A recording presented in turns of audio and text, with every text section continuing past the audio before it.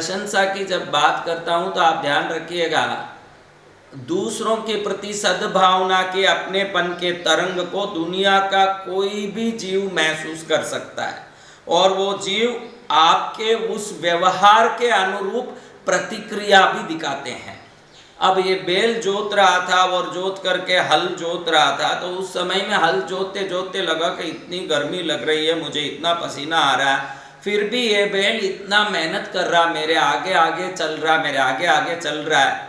तो आदत होती है इंसानों की अपने साथ पलने वाले प्राणियों के साथ बात करने का। आप कितने भी घर में जाओ तो देखो, जितने लोग कुत्ते पालते हैं, इंसानों से जैसे बात करते हैं, आओ खा लो, बैठो, सो जाओ, उठो, मस्ती नहीं करना है, जो जितनी बात हम बच्चों से करते हैं वैसे ही बात वो कुत्तों के साथ भी करते हैं।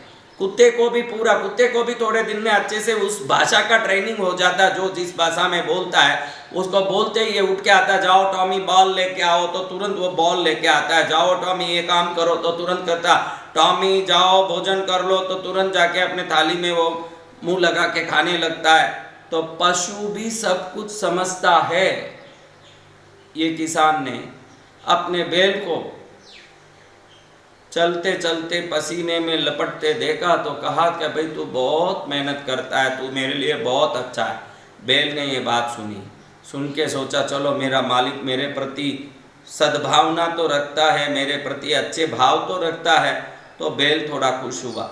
अब आगे चलने लगा तो किसान को लगा कि इतना मेहनत करता है तो इसका अपन तारीफ करें तो कौन सा फर्क पड़ता है। तो बैल के लिए उसने कहा कि देख, तू मेरे साथ चलता है, पूरा मेहनत करता है, मैं जितना मेहनत करता हूँ तू भी करता है, तो तू मेरा भागीदार है, उस हिसाब से तू मेरा भागीदार है। भागीदार को भागीदारी देना बहुत जरूरी है, तभी न्याय होता है। मैं तेरे साथ न्याय करूँगा, तू आगे चल रहा है, मैं तेरे साथ साथ पीछे चल रहा हूँ। तो देखो अपन ये खेती कर रहे हैं ना, इसमें तू पहले चल रहा है, मैं पीछे पीछे चल रहा हूँ, तो इस खेती में जो भी पहले आएगा वो तुझे होगा और जो पीछे आएगा वो मुझे मिलेगा। तो बैल सोचा चलो अपने को खेती में इसने भागीदारी कर दी और भागीदार बना दिया, अब तो और क्या, बड़ा यूं धुन लगा लगा के काम करने लगा। बैल दमादम दमादम दमादम काम करने लगा। अब समय आया, फसल आया। जैसे ही फसल आया, फसल लहलहाने लगा और ऊपर से गेहूं के बड़े बड़े दाने उगने लगे। तो किसान ने बोला कि मैं वचनबद्ध हूँ, मैंने जो वचन बोला उससे मुकरता नहीं हूँ। तुमको पहले ही मैंने बता दिया कि जो पहले आएगा तुझे दूंगा, बाद में आएगा वही मैं लूँगा, क्योंकि तुम मेरे से भी आगे निकल के काम करते हो, मेरे से आगे चलते हो। तो पहले घास आया वो तुम पकड़ो, जो दान आया वो मैं पकड़ूंगा। इसने घास सब गाय को डाल दी और दान जो आया खुद ले लिया। अब गाय देखता रह गया, ये तो माल खा रहा है और मेरे को भूसा डाल दिया। लेकिन उसने जो बात कही थी वो वचन को निभाया, तो अब बैल भी कुछ नहीं कर सका, अफसोस करते रह गया कि चलो भूसा डाला मेरे को और दान खाया इसने, जाने दो, लेकिन जो पहले आया वो पहले दूंगा बोला, तो पहले तो घास ही आया, मैं कर क्या सकता हूँ। शांत रहा। और किसान प्रशंसा करते करते एक दिन बोला कि देखो, मैं समझ सकता हूँ कि तुम सोच रहे हो कि तुमको मैंने घास डाल दिया और दान खा लिया। देखो, इस बार दान आएगा ना तो तुमको घास नहीं डालूंगा, उस दान में से पहले जो निकलेगा वो तुमको दूंगा, बाद में जो निकलेगा वो मैं खाऊंगा। पहले जो मिलेगा वो तुमको ही मिलेगा, मैं घास तो नहीं डालूंगा। दान में जो पहले निकलेगा वो तुमको दूंगा और बाद में जो निकलेगा मैं खाऊंगा। अब बैल सोचा चलो अब घास छोड़ के दान पर आया है, खूब आनंद होगा, चलो मेरे लिए ये थोड़ा सोचता तो है, कम से कम मेरे लिए कुछ विचार तो करता है। ऐसे सोच के बैल खुश होने लगा और खुश हुआ। तो इस बार घास उगा, दान आया, तो पहले उस गेहूं के दान में से ऊपर से निकले छिलके और बाद में अंदर निकला दान। तो इसने भाई ले, मैंने बोला था कि जो पहले आएगा वो तुम्हारा होगा, पीछे वाला ही मेरा होगा, तो पहले ये छिलके आए तुम खा लो और दान मैं खा लूँगा। ऐसे बोल के उसको छिलके पकड़ाए और दान खुद खाया। अब बैल अब भी देखता रह गया कि वाह भाई वे। तो बैल ने कहा देखो ऐसे नहीं चलेगा, तुम पहले भी मुझे घास डाल दिए और अब छिलके डाल दिए, इस बार ये निकले हुए दान में से जो सोचा कि भाई इसको ये पका के खाएगा तो पका के खाएगा, जो पहले निकलेगा मुझे देना पड़ेगा, इसको बाद में निकलेगा वही ये खाना चाहिए। तो बोला दान पकते हैं घर में और लोग खाते हैं उसको, तो ये दान में उबलते समय जो पहले आएगा इस बार वो मुझे चाहिए, बाद में आएगा वो तुम लेना। तो किसान ने बोला भाई हम दोनों भागीदार है, तू जो बोले वो करने में तैयार रहता हूँ और तुम्हारी बात मानना मेरा धर्म है, इसलिए पहले जो आएगा वो तुम लेना, बाद में आएगा वो मैं लूँगा। अब घर में चावल पकाने के लिए माता ने चावल को भिगोया और चावल पकाया, तो चावल का पानी पहले निकला और चावल बाद में निकला। तो बोला कि भाई देखो पहले जो मिलेगा तुमको देना, तुमने बोला तो पहले ये पानी निकला, ये पानी तुम पियो और चावल मैं खाऊंगा। तो इस बार पानी मन मसोच के बैल ने पी लिया कि भाई हमने ही बोला था कि पहले जो मिलेगा मुझे मिलेगा, बाद में जो मिलेगा वो खाएगा। तो पहले तो ये चावल का पानी निकला, गंजी जिसको कहते हैं, और माल निकला तो बाद में निकला वो ये खाएगा। जो कंडीशन था कंडीशन है, भागीदारी में तो चलता है। अब किसान ने प्रशंसा करना छोड़ा नहीं गाय का, भाई तुम बहुत मेहनती हो, तुम मेरे लिए सब कुछ करते हो, तुम मेरे भागीदार हो, हर चीज में अपनी भागीदारी होगी, ऐसे कहते कहते कहते कहते अब आई दिवाली की त्योहार। अब बैल ने देखा भाई त्योहार आया है, तो अब हर बार पहले वाला माल ये मुझे पकड़ा देता है, बाद में ये खुद, बाद में जो आता है वो खुद खाता है। बाद के चक्कर में इसने दान ले लिया, बाद के चक्कर में चावल ले लिया, बाद के चक्कर में सब चीजें जिसमें कोई ठोसता हो वो सब इसने ले लिया। मेरे को ऊपर के भूसे छिलके घास यही खिलाए। तो इस बार मैं कहूँगा कि इस दिवाली में जो बाद में रहेगा वो मैं लूँगा, जो पहले आएगा वो तुमको मिलेगा। अब दिवाली आई, किसान ने कहा भाई जो तुम कह रहे हो ठीक है, वैसा ही चलेगा। तो अब दिवाली आई, पहले सब हलवा पूड़ी बने, कई प्रकार के मिठाई बने। तो पहले का पूरा जो भी घर में बना दिवाली के दिन वो पूरा घर वालों ने खा लिया। अब अगले दिन तक बचा कुचा जो भी बासी पूसी था वो सब अब इस बैल को मिल गया। अब बैल ने विचार किया कि देखो हम कहीं भी जाते हैं तो पशु हैं, तो पशु बुद्धि रखते हैं, पीछे रह जाते हैं, और ये होशियार आदमी है, ये आदमी मनुष्य है, तो मनुष्य अपनी बुद्धि से अपने को चकमा दे देता है। ऐसे सोचता रहा तो उस समय में एक साधु वहाँ से जा रहे थे। बैल को उदास देख करके साधु पूछते तो क्यों उदास है? ओके मैं एक आदमी का भागीदार हूँ, लेकिन भागीदारी में हर बार मेरा नुकसान हो रहा है, उसका फायदा हो रहा है। तो साधु महाराज ने पूछा ऐसे क्या होता भाई, तू बता तो सही, तेरे को तकलीफ क्या आई? तो बैल कहता है कि इसने मुझे रख के हल जोता और मैं आगे आगे चल रहा था तो मेरी खूब प्रशंसा किया और कहता है कि तू मेरा भागीदार है, तू मेरे साथ मेहनत करता है, तू मेरा बहुत ध्यान रखता है, तो जो भी तू आगे चल के पहले काम करता है तो इस खेत में जो पहले उगेगा तुझे मिलेगा, बाद में उगेगा वो मुझे मिलेगा। तो पहले उगा घास और बाद में आया दान, तो मुझे इसने घास डाल दिया और खुद दान खा गया। फिर बोलता है कि दान में भी जो पहले आएगा तुझे दूंगा, बाद में आएगा वो मैं लूँगा। तो पहले निकला छिलका, तो छिलके ऊपर के पूरे भूसे मेरे को डाल दिया और खुद दान खा गया। बाद में चावल पकाया तो बोलता इस पकने में भी तेरी भागीदारी है, पहले निकलेगा वो तू खाएगा, बाद में निकलेगा वो मैं खाऊंगा। तो पहले निकला पानी गंजी चावल का, वो मुझे पिला दिया और चावल ये खा गया। तो मैंने बोला कि भाई इस बार पहले आएगा वो तू खाएगा, बाद में आएगा वही मैं खाऊंगा।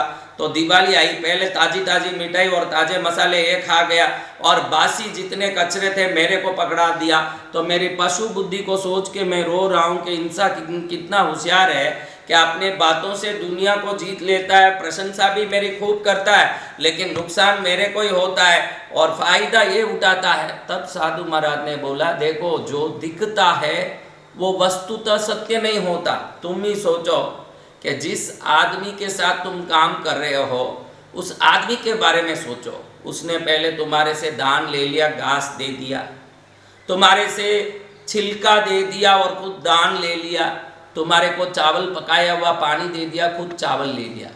अब दोनों को देखो, तुम दोनों खड़े हो जाओ बाजू में। साधु महाराज उस बैल को समझा रहे थे, तुम दोनों पास में खड़े हो जाओ और सोचोगे तो मालूम पड़ेगा कि तुमने घास खाया तो उस घास में फाइबर बहुत होने से तुम्हारे पचने की ताकत बहुत अच्छी रही और तुम आरोग्यमय रहे। इसने दान लिया, अब दान का छिलका दिया जिसको ब्राउन कहते हैं, इस छिलके में तेल निकलता है, इस छिलके में विटामिन है, सब है। इसने जो दान खाया उस दान में कोई शक्ति नहीं, क्योंकि उसको इसने राइस मिल में पीसा तो इसके ऊपर के छिलटा और ऊपर का नोक सब निकल गया। माली वो एक कचरा था तो उसको ये खाया। गंजी तुमने पिया तो उस गंजी पकाए हुए गंजी में उस चावल की पूरी सत आ गई और चावल में कुछ नहीं रहा। असली में दिखने वाला चावल चावल था, लेकिन वो भुस्सा था। भुस्सा नहीं दिखने वाला दान था। भुस्से में सब शक्ति था, दान में कोई शक्ति नहीं। चावल पकने के बाद जो पानी निकला उस पानी में सब शक्ति था, चावल में कोई शक्ति नहीं। अब ये आदमी जो भी खाना खाता है उससे इसको कब्ज हो रहा है, अपच हो रहा है, शक्ति भी नहीं आ रही है। और तुम्हारे घास की हरियाली में बहुत सारी ताकत है और वो ऊपर के दान के छिलके में बहुत शक्ति है, जिसमें तेल भी है, सब सारे विभिन्न प्रकार के विटामिन सभी चीज़ें हैं। और तुमने जो चावल की गंजी पी, चावल की पूरी शक्ति तो उसी में है। इसीलिए ध्यान रखो, जो दिखता है वो वस्तुतः सत्य नहीं होता, और सत्य क्या है इसको सोच समझ के ही हमको परखना पड़ता है। आदमी ने तुम्हारा प्रशंसा कर करके तुमको धोखा दिया ऐसे तुम सोचते हो, लेकिन आदमी खुद धोखे में रह गया। जिन चीज़ों में शक्ति नहीं है उसको वो ग्रहण किया, और जिन चीज़ों में शक्ति है उसको भुस्सा मान के तुमको पकड़ा दिया, लेकिन असली में उस भुस्से में ही सभी शक्ति था। और जिसको शक्ति चीज समझ के जो खाया, खुद ही आज कब्ज से अपच से बीमारियों से ग्रस्त है। और खूब चावल खा खा के, कोरा चावल पका पका के खा के वो डायबिटीज में बैठा है। अब रोज इंसुलिन ले रहा है। तुमने घास खाया, छिलके खाए, चावल की पानी पी। कभी तुम्हारे पशु प्राणी जगत में कभी कोई डायबिटीज हुआ, कभी अपच हुआ, कभी कब्ज हुआ? नहीं होने का एक ही कारण है कि तुम्हारे खाने को तुम घास समझते हो, असली में शक्ति उसी में है। और जिसको हम दान समझ के खाते हैं उसमें शक्ति नहीं है। और इंसान सोचता है कि मैंने प्रशंसा करके किसी को ठगा दिया, लेकिन प्रशंसा हो या शिक्षा हो, दोनों बातें सामने जाके तब काम करते हैं जब उसमें कोई सत्य हो। लेकिन हम लोग ये सोचते हैं कि मेरे साथ धोखा हो गया। संत का बात सुनने के बाद गाय को मन में लगा कि बिल्कुल सही बात है। मैं देखता हूँ कि ये आदमी घड़ी घड़ी हॉस्पिटल जाता है, घड़ी घड़ी गोलियाँ लेता है, घड़ी घड़ी दवाइयाँ लेता है, घड़ी घड़ी इसको कुछ न कुछ बीमारी आती है, और आज तक मैं एक बार भी बीमार नहीं पड़ा। क्योंकि मुझे जो आहार मिल रहा है, उस घास में जो फाइबर है वो शरीर में अपच होने से रोकता है और मेरे मल को अच्छे से निकाल देता है, जिससे कब्ज भी नहीं होता है और मैं शक्तिमान हूँ। ये आदमी कोरा पका हुआ चावल का शक्ति पूरा पानी में निकाल देता है पका पका के, और उस घास को खाता है।